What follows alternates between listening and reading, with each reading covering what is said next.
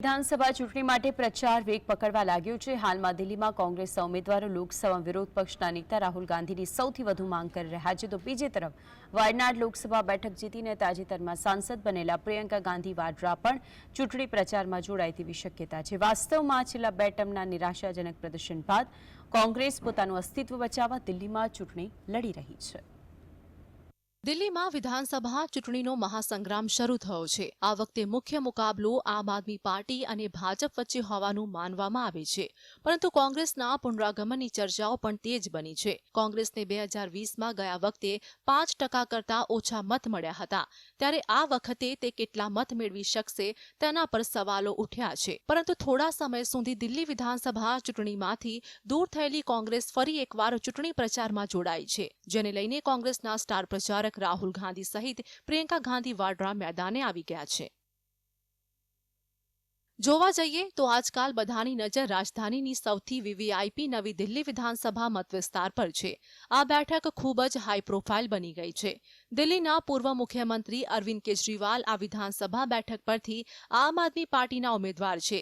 રસપ્રદ વાત એ છે કે કોંગ્રેસે અહીં પૂર્વ સાંસદ સંદીપ દીક્ષિતને મેદાનમાં ઉતાર્યા છે। સંદીપ દીક્ષિત પૂર્વ મુખ્યમંત્રી શીલા દીક્ષિતના પુત્ર છે। 2013માં પહેલા શીલા દીક્ષિત આ નવી દિલ્હી બેઠક પરથી સતત 3 વખત ધારાસભ્ય રહી ચૂકી છે। આ દિવસોમાં નવી દિલ્હી વિધાનસભા બેઠક પર રાહુલ ગાંધીના રોડ શોનું આયોજન કરવાની તૈયારીઓ ચાલી રહી છે। હાલમાં રૂટ નક્કી કરવામાં આવી રહ્યો છે। દિલ્હી વિધાનસભા ચૂંટણી માટે પ્રચાર શરૂ થઈ ગયો છે। કોંગ્રેસના નેતા રાહુલ ગાંધીએ ગયા અઠવાડિયે સેલમપુરમાં તેમની પહેલી રેલી યોજી હતી। મુસ્લિમ બહુમતીવાળા તે વિસ્તારમાં રાહુલ ગાંધીએ માત્ર ભાજપ પર જ પ્રહારો કર્યા ન હતા, પરંતુ આમ આદમી પાર્ટી અને ખાસ કરીને પાર્ટીના વડા અરવિંદ કેજરીવાલ પર પણ નિશાન સાધ્યું હતું।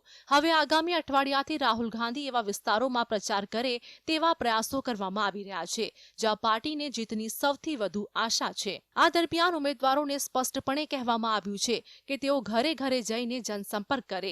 ઉમેદવારોને ખાસ સૂચના આપવામાં આવી રહી છે કે તેઓ કોંગ્રેસ દ્વારા આપવામાં આવેલા 5 વચનોને લોકો સુધી પહોંચાડે અને હેન્ડબિલ અને પોસ્ટર દ્વારા તેને દરેક ઘર સુધી પહોંચાડી ચૂંટણી પ્રચાર કરે। ઉલ્લેખનીય છે કે આ વખતે દિલ્હીમાં કોની સરકાર બનશે તે તો સમય બતાવશે, પરંતુ હાલ આમ આદમી પાર્ટી અને ભાજપ વચ્ચે ખરાખરીનો જંગ જામ્યો છે। તો બીજી તરફ ચૂંટણીમાં સૌથી ખરાબ પ્રદર્શન કરનાર કોંગ્રેસ અગાઉની 2015 અને 2020માં દિલ્હીમાં પોતાનું ખાતું ખોલી શકી ન હતી।